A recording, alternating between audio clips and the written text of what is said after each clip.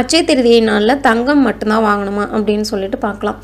பொதுவாக நம்ம வந்துட்டு அச்சய திருதியை நாளில் என்ன வாங்கினாலும் செல்வ வளம் பெருகி சிறப்பாக வாழலாம் அப்படிங்கிறது ஐதீகம். ஆனால் வந்து பார்த்திங்கன்னா தங்கம் மட்டும்தான், தங்கம் வாங்கினா என்னென்ன பலன் கிடைக்கும் அப்படின்னு சொல்லிட்டு எந்த வேதங்கள்லையும் சொல்லலை.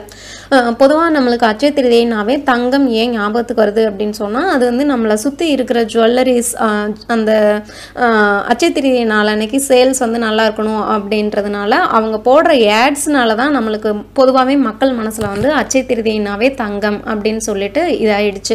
ஆனால் இந்த அன்னைக்கு பார்த்தீங்கன்னா நிறைய பேர் என்ன பண்ணுவாங்க, கிரெடிட் கார்டில் தங்கம் வாங்குவாங்க. அதே மாதிரி வந்து பார்த்தீங்கன்னா கடன் வாங்கி தங்கம் வாங்குவாங்க. இந்த மாதிரி வந்து அச்சய திருதியை நாளில் செய்யக்கூடாது.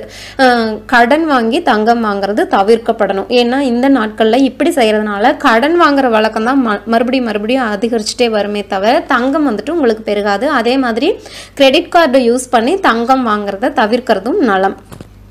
அதே மாதிரி தங்கம் இல்லாமல் அச்சய திருதியை நாட்களில் செல்வ வளம் பெருகி சிறப்பாக வாழ்கிறதுக்கு மங்கள பொருட்களில் ஏதாவது ஒன்று வாங்குறது நல்லது. ஆலயங்களில் வந்து பார்த்திங்கன்னா சில டைமில் கோவில்களில் ஏலம் போடுவாங்க. அப்போ வந்து அதிக விலை கொடுத்து உப்பு வாங்குவாங்க.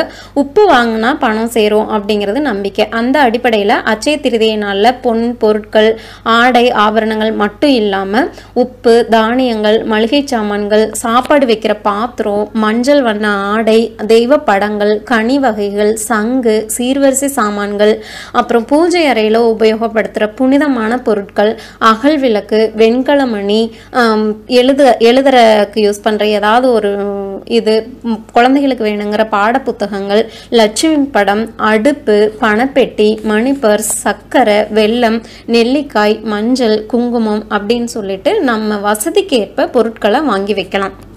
பொதுவாகவே எங்கள் வீட்டில் வந்து பார்த்திங்கன்னா நாங்கள் மளிகை ஜாமானை வந்துட்டு எப்போயுமே கரெக்டாக அந்த அட்சய திருதியை அன்னைக்கு ஃபுல்லுமே வாங்கிடுவோம். ஸோ அதனால் தங்கம் தான் வாங்கணும் அப்படிங்கிறது கிடையாது. நல்ல நேரம் பார்த்து நம்ம